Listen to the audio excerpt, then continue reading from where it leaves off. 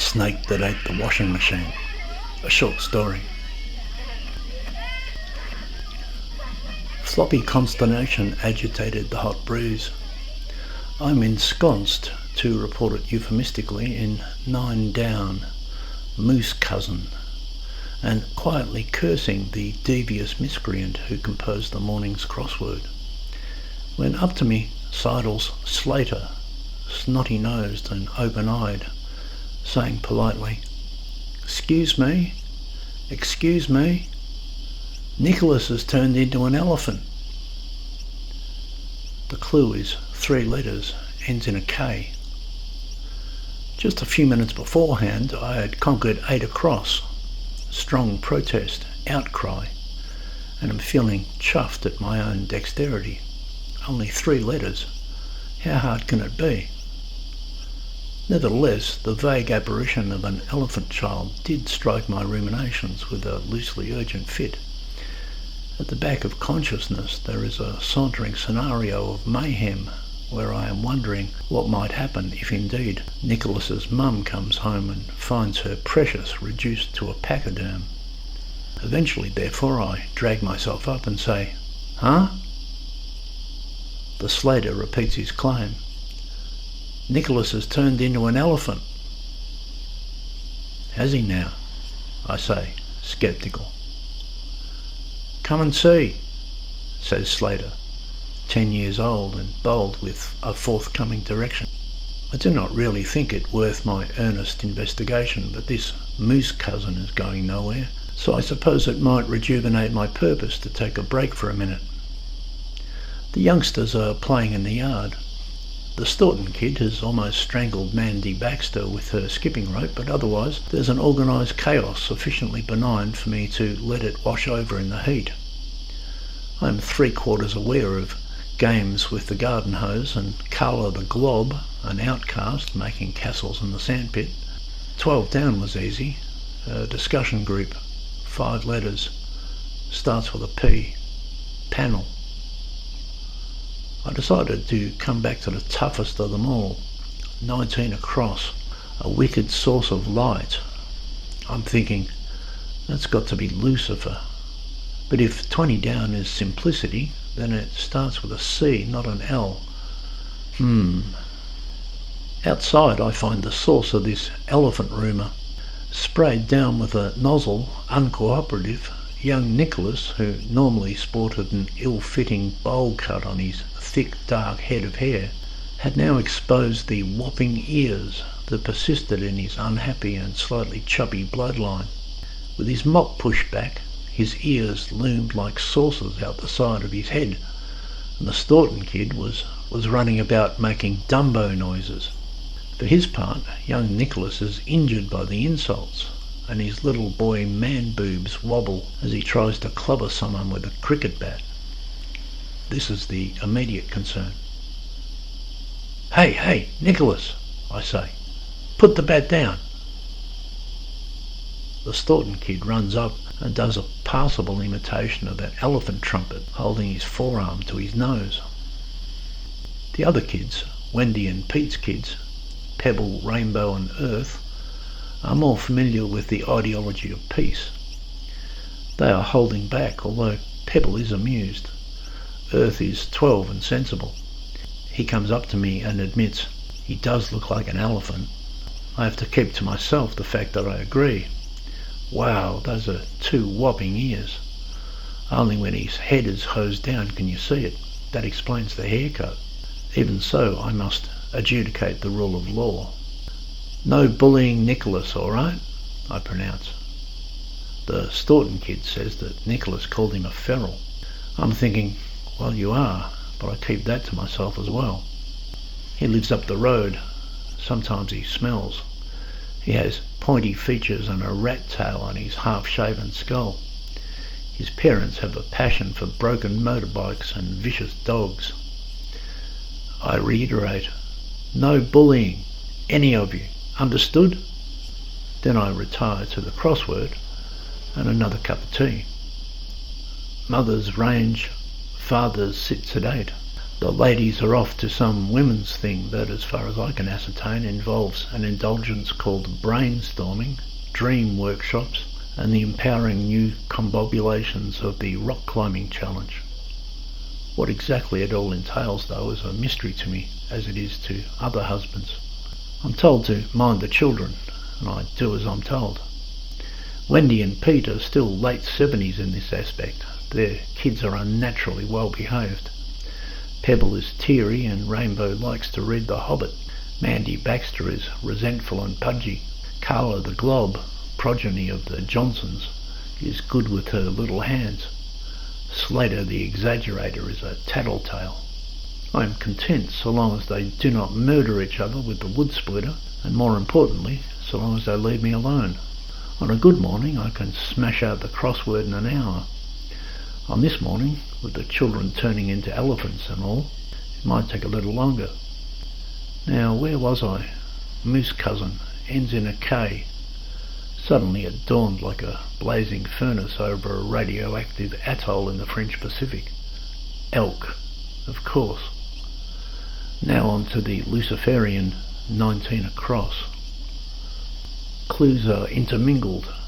I'm not one of those for the perverse linguistics of the cryptic, but I do take a chuckle of cleverness from a well-crafted matrix of dandy conundrums. Sometimes there is the anagrammatic aplomb of a rare verb, or some utterly Shakespearean neologism broken in 3 parts by the common ingratitude of English. Sometimes there is a juicy adjective made bitter by obscurity. Sometimes the clue master comes at it sideways and forces the puzzler to switch into the lateral hemispheres of cognitive encoding. I scratch through the morning daylight. It's a ritual, a recreation, a makepeace with the dregs of the night. For all of that, Lucifer just does not fit. A wicked source of light. I'm thinking of the rebellious angel. He rose up against dirty old Jehovah, the brightest and clearest of his kind. But simplicity is a certainty. The other clues that go a-crossing all seem intact to me. Lucifer is 7 letters, like the 7 planets in the sky and the churches of Asia and the trumps announcing Armageddon. 19 across, for all its Kabbalistic suggestions, is only 6 spaces, like the 6 cubic directions, like the faces on a dice. So I go back to being ensconced, to report it euphemistically, and even my tea goes tepid in the meanwhile. The daylight is not blistering, but hot enough for running hoses. The squabble of kidlets recedes. There are more elephant noises and yellings and the cute thud of little legs running along the veranda, but none intrudes into the concentrated wordplay of my divided attention. The sunny dilapidation overhauls the casual nuance. The pitter-patter of bickering brats enlightens the surly waylay.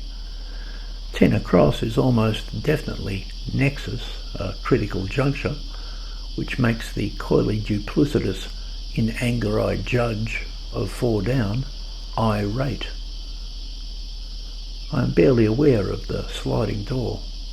Even less I am obliged by the presence of Slater the Exaggerator, who is mingling in the fuzzy carelessness of my surveillance. "Excuse me," says his voice.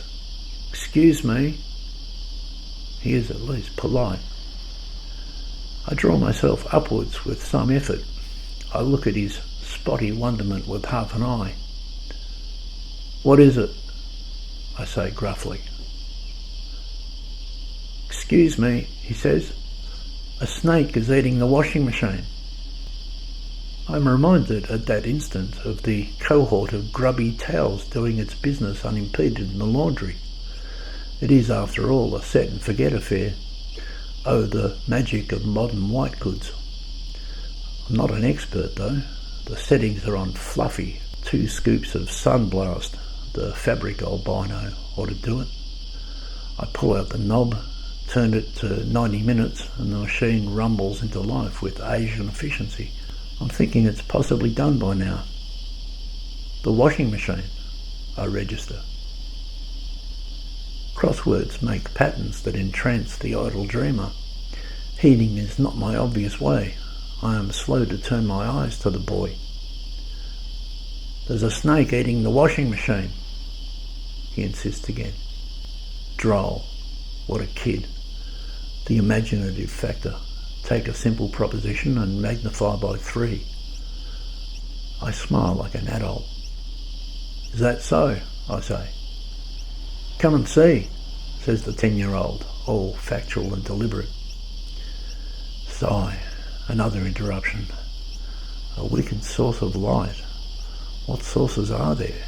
There is the demon sun that scorches deserts. There is the moon of Hecate. A tough one. All right then. Take a break. "Whereabouts?" I say. "In the laundry." He nods and scuttles. I follow. When we get to the laundry door, I am still nonchalant and burst in expecting mechanical dearth. For some reason, I'm supposing that I had wrecked the settings and perhaps the blue-grey overflow, a pipe of serpentine proportions, had somehow anguished little Slater's enormous mind. Washing, as I say, is not my expertise. Washing a load of grubby towels is something of a new adventure. Striding within, however, this whole supposition does a sudden reverse. The exaggerator is 2 steps behind me. 2 steps in front, entirely unexpected, is, no doubt about it, a huge, writhing, full-grown, bite-you-as-soon-as-look-at-you southern death adder of the toxic kind, trapped in the squeeze of the tight spaces, wriggling and slimy and angry, especially angry. The anger of a snake takes the shape of violent coils. The reptile, probably hunting mice, is sprung around upon itself, covered in shiny diamonds of brown and gold, and an entire demeanour that says most definitely, "Do not touch." The trap of the squeeze is a 2-second puzzle. In any case, the creature is rearing back, muscular, ugly, demented, bad-breathed, and by some foul miscalculation has taken the wobbles of the spin cycle as aggression, bearing its venomous fangs at the innocent machine. Expletives. Hit the brakes. I stop right in the track of my foot stride. Slater slams into the back of my legs. "Out of here!" I push him. I scramble. The snake sees me. It turns. Expletives adorned with blasphemies. Only just I am thereupon able, as frightened as a weakling's finger, to fall back into the hallway and slap the door shut betwixt myself and the unhappy reptile. I call, as I say, upon Jesus, Joseph and Mary, and my heart pumps blood like a ferocious volcano. I am gabbering, what the... If laundry is a failing, so I'm afraid of snakes. There is a name for it, fear of snakes, and it often pops up in more ambitious crosswords, especially as one across. It's called ophitophobia, a 13-letter monster, and if you get that one, you can usually work out a whole raft of downward clues in a single flush. I suddenly had it. Snakes, toxic or otherwise, wrangle my giblies. It makes my skin peel off. It makes my blood run chilly. There are, to be candid, few things in the world that I fear like crawly snakes. A southern death adder is a particularly disagreeable version of one too. They are known for their nasty disposition. A single drop of venom will turn a full-grown man into a salivating vegetable within a few clammy minutes. As I say, holy moly, and considerably more, and I'm feeling all white with shaking and creeping terror. It gets worse. Slater tells me that Mandy Baxter is in the toilet. What? I am honestly alarmed. The toilet opens into the laundry. "Mandy!" I yell straight away. She is in fact directly through the wall. "Mandy!" I yell. Do not come out of the toilet." Mandy yells something indistinct. I repeat my dire warning. Then I add, "There's a snake in the laundry. Do not come out of the toilet." I have to repeat even this, yelling directly into the plasterboard array, but I figure she gets it when she starts screaming and sobbing in a girly hysteria of fear on the other side. The exact scenario befuddles. Wherefore and how precisely, I wonder, did a 6-foot slimy open the laundry door, slither inside, shut the door behind itself, and then start banging the washing machine in a peak of fork-tongued temper? Defied the obvious calculations. Or, dreadful to consider, did it follow Mandy in? In any case, there it was, trapped and out of sorts. The wherefores and hows can wait. The only calculation is what to do. Another eventuality emerged, however. On the outside door, there comes the inquisitive prying of the Staunton kid. Earth is out there too. "No!" I yell. There is every chance they might open the door and wander in. Mandy Baxter thinks it is another admonition. I'm saying, "It's all right, honey, it's all right." But she is getting into a lather of turbulence in there. There is every chance she might bolt and lose her stridency. If so, she'll be a southern Death Adder's breakfast. I hear the slide door, the pitter-patter of curious toes. The Staunton kid and Earth and Rainbow too meet Slater in the hallway. "What's up?" asks the feral. "A snake ate the washing machine," Slater assures them. "Where's Mandy?" asks Earth. Everyone can hear her. "She's stuck in the toilet," I say. "What are you going to do?" Rainbow wants to know. She says it as though it is a literary adventure, as if I'm Bilbo Baggins and I can flop out a magic ring and soothe the mighty dragon. "How the fuck do I know?" I splutter in a nasty corner. Words fail me. I'm thinking and thinking fast, none of it coherent. Rainbow shrinks. I'm sorry for biting. "Look," I say, "we have to get Mandy out of there." "What if," says Earth, level-headed, "we open the laundry door? Then the snake can get away." He has summed it up. My phobia has me rattled, but the young Earth has seen the strategic holes. Being 12 has its advantages. He always seems as though he regards adults with due measures of disdain. His world is a place of clarity. Adults live in a shimmer of fog. Nevertheless, I'm not going to listen to the steady head of any son of a hippie.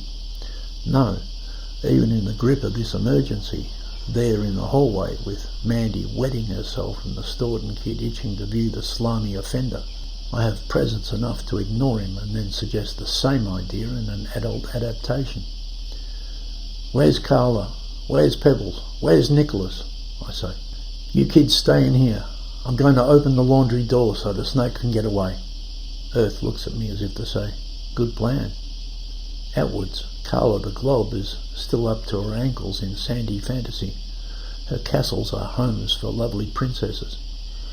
Pebbles, sick of playing under the hose, is strolling inside to investigate the fuss. Nicholas the Elephant Man has taken his bat to knock a tennis ball against the garage wall. I swing into action. Step 1, snap up Carla and tell her to wait in the treehouse. Step 2, tell Nicholas not to move. Step 3, push open the door to entice the dragon from its savage lair. This goes well, except that the snake has no intention of complying, and Mandy Baxter hears the door fly open and freaks into a refrain of screeching to be heard across the distant paddocks. My cool is gone. "For God's sake, Mandy, shut up!" This does not assist the situation. Also, not assisting is the washing machine's rumbling groove. The towels have had their whites whitened and their colours brightened now, and the spin cycle, which had startled the beast in the first instance, now steamed into hot and dry, and the implement vibrated with renewed determination.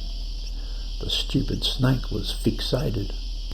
"Forget the fucking washing machine," I'm yelling at it. It regards the machine as the villain. How do you show an angry, cornered, 6-foot southern death adder to the laundry door? Little Mandy goes into further meltdown. "Do not come out, Mandy," I remind her. "Stay right where you are." Then, sure enough, the Staunton kid inches above the inside abode, just to have a preview. The snake is suddenly distracted and turns to move. "Shut that damn door!" I'm yelling to him. Idiotic wonder. Then I look about for a stick. I'm thinking that it needs to be a long stick and strong, and for reasons not completely gleaned from documentaries imperfectly understood, I assume it needs 2 prongs and a knobbly bit. Why, I'm not entirely sure. I'm standing back from the laundry door by 8 or 9 good feet. To be honest, there are no sticks fitting the description. I might perhaps find one down at the creek side after a while. I consider improvising a garden rake, but it is an immaterial suggestion. Heroically, I consider goading out the monster with the tempting flesh of my naked knees, although other parts of me regret I'm wearing shorts. Perhaps, I wonder, I can throw a chaff bag over it and wrestle it into submission. I look in at it. There it is, primal, gross, instinctive, hideous in its beauty. It's a big one, with full markings and a clean white belly. It is alive with the sun. It is dined on frogs and grasshoppers, and is sleek and sly with fierce insistence and Edenic agility. Mandy is now up at the toilet window going sick. Nicholas comes along with his cricket bat. For a second I wonder if I could beat the thing to death. But I tell Big Ears to go back whence he came. Earth and Rainbow came out through the sliding door, and I tell them both the same. It's not just a matter of the snake. Children in their innocence consist of wanton merry. Curiosity will triumph over fear.